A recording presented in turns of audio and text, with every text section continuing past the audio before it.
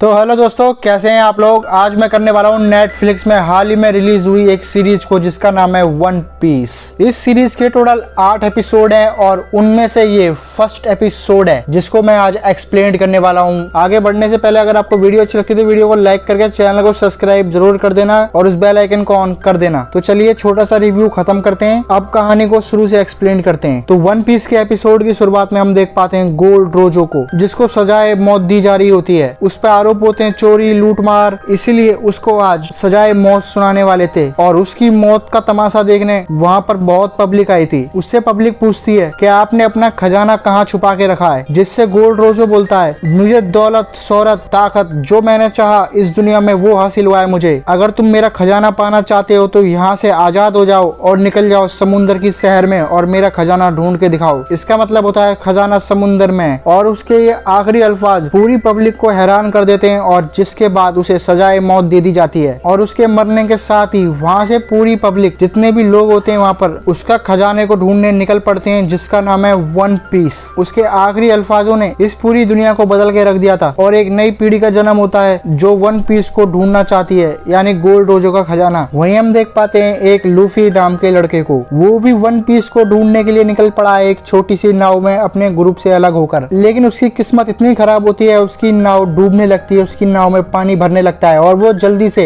नाव में पड़े एक ड्रम को खाली करता है और उस ड्रम के अंदर बैठ जाता है और उसकी नाव पूरी तरह से डूब जाती है। और वो ड्रम तैरते हुए 2 शिप्स के पास चले जाता है जिनमें आपस में लड़ाई चल रही होती है। ये लुटेरों की शिप होती है और इसमें अलविदा नाम की लुटेरी बहुत ताकतवर होती है, इसीलिए वो सामने वाली शिप को पछाड़ देती है और उसको हरा देती है। जिसके बाद वहाँ के सभी लोगों को मार दिया जाता है और उनके सारे सामान को लूट लिया जाता है। और साथ ही लूफी का भी बॉक्स उनकी शिप के पास ही आ गया था तैरता हुआ और उन्हें लगता है उसी शिप में से गिरा है जिस शिप को इन लोगों ने हराया और लूटा है उनको और वो उस ड्रम को उठा के अपनी शिप के अंदर धर लेते हैं। उस शिप में जितने लोगों को उसने पकड़ा होता है सबको मार देती है। और वहीं हम देख पाते हैं उसके गुलाम को जिसका नाम कॉबी होता है। जिसके बाद वहाँ पर रात हो जाती है और सब लोग सो रहे होते हैं और कॉबी वहाँ पर सफाई कर रहा होता है। तभी उसे वहाँ पर कुछ हिलने की आवाज आती है। वो काफी ज्यादा डर जाता है और उस ड्रम में से लूफी निकलता है और वो लूफी को देख के काफी ज्यादा डर जाता है और शोर मचाने जाता है। लेकिन लूफी उसको चुप कराता है और उससे कहता है वो उसे कुछ भी नहीं करने वाला है, वो बहुत जल्दी लुटेरों का सरदार बनने वाला है उस वन पीस को हासिल कर। और वो काफी ज्यादा हैरान होता है। वो बोलता है लुटेरे ऐसे नहीं होते हैं, लुटेरे बहुत ज्यादा कमीने होते हैं। जिससे लूफी उसे बताता है कि उसने लुटेरा बनने का सपना कैसे देखा और कहानी आती है 10 साल पीछे। और हम देख पाते हैं लूफी को जो बहुत ज्यादा छोटा होता है, वो एक शिप पर होता है और उसका कोई भी नहीं होता है, वो पैरेट्स के साथ होता है। उसे भी एक लुटेरा बनना था लेकिन वो लोग उसका मजाक उड़ा रहे होते हैं। जिसके बाद लूफी को काफी ज्यादा गुस्सा आता है, बोलता है मैं साबित कर सकता हूँ मैं लुटेरा बन सकता हूँ। और वो ऊपर जाता है और एक चक्कू को लेकर अपनी आंख के साइड में मार लेता है और उस शिप का कप्तान लूफी को रोकता है और लूफी को पकड़ता है। और कहानी दोबारा से 10 साल आगे आ जाती है और वो लूफी की बातें सुन के काफी ज्यादा हैरान होता है। लूफी उससे कहता है उसे कुछ खाना चाहिए और एक बोर्ड चाहिए यहाँ से निकलने के लिए। लूफी उसे बाहर ले जाता है और उसे एक बोर्ड और यहाँ से जाने का रास्ता बताता है और साथ ही उसे बोर्ड का भी बताता है बोर्ड किधर है। लेकिन तभी लूफी से गलती से बेल बज जाती है जिसकी वजह से सारे लुटेरे उड़ जाते हैं वहाँ से और वो सब लोग लूफी के पास आते हैं। लेकिन लूफी उनका मजाक उड़ाने लगता है और अलविदा को काफी ज्यादा गुस्सा आता है और वो लूफी पे हमला कर देती है और साथ ही कॉबी पे भी। वो लूफी पे गोली चलाते हैं लेकिन लूफी एक लचीला था, वो एक रबड़ का बना था, इसीलिए बंदूक की गोली उसका कुछ भी नहीं बिगाड़ पाती। और अलविदा लूफी पे हमला कर देती है लेकिन लूफी को जरा सी भी खरोच नहीं आती है और वो अलविदा को बड़ी आसानी से एक पंच में उड़ा देता है और हरा देता है उसे। लूफी उन सबको हरा देता है और उससे लड़ने की हिम्मत अब किसी लुटेरे में नहीं थी। जिसके बाद सीन शिफ्ट होता है और हम देख पाते हैं जोरो को। उसके पास एक आदमी आता है, जोरो से बोलता है तुम मेरा 3 दिन से पीछा कर रहे हो। जिससे वो बोलता है कि तुम बहुत ताकतवर हो और तुम्हें हमारे साथ होना चाहिए। लेकिन जोरो से बोलता है वो अभी किसी और काम में बिजी है, वो उनकी टीम में शामिल नहीं हो सकता है। और उसको काफी ज्यादा गुस्सा आता है जोरो के ना सुनकर और वो जोरो पे हमला कर देता है। लेकिन जोरो तलवार चलाने में बहुत ज्यादा माहिर था और जोरो उसकी बड़ी आसानी से 2 टुकड़े कर देता है। और वहीं हम देख पाते हैं लूफी को, उसके साथ कॉबी भी होता है। कॉबी उसके साथ ही आ गया होता है क्योंकि कॉबी उनका गुलाम था और लूफी ने उसे आजाद करा दिया होता है। वो काफी ज्यादा हैरान होता है लूफी की पावर देख के। जिसके बाद लूफी उसे अपनी पावर के बारे में बताता है और कहानी दोबारा से 10 साल पीछे जाती है। उस शिप का कप्तान लूफी के सर पर टांके लगा रहा होता है क्योंकि लूफी ने अपने आप को चोट पहुंचाई होती है। उन लोगों ने अभी एक शिप को लूटा होता है, इसीलिए उस जीत की खुशी का जश्न बनाने के लिए वो एक बार में जाते हैं और अपनी जीत का जश्न मना रहे होते हैं। लूफी काफी ज्यादा गुस्सा होता है उन लोगों से क्योंकि वो लोग लूफी को लुटेरा नहीं मानते हैं, लूफी को बच्चा कहते हैं। जिसके बाद लूफी अंदर जाता है, उन लोगों ने एक शिप को लूटा होता है और उसमें एक बॉक्स भी होता है। लूफी जैसे उस बॉक्स को खोलता है उसमें एक फ्रूट होता है जिसका नाम डेविल फ्रूट होता है। है। लूफी को काफी ज्यादा भूख लगी थी, इसलिए लूफी उस डेविल फ्रूट को खा लेता है। वहीं हम देख पाते हैं दूसरे लुटेरे को, वो लूफी के कप्तान को परेशान कर रहा होता है फालतू में, लेकिन लूफी का कप्तान उसे कुछ भी नहीं कहता है और उसे आराम से जाने देता है।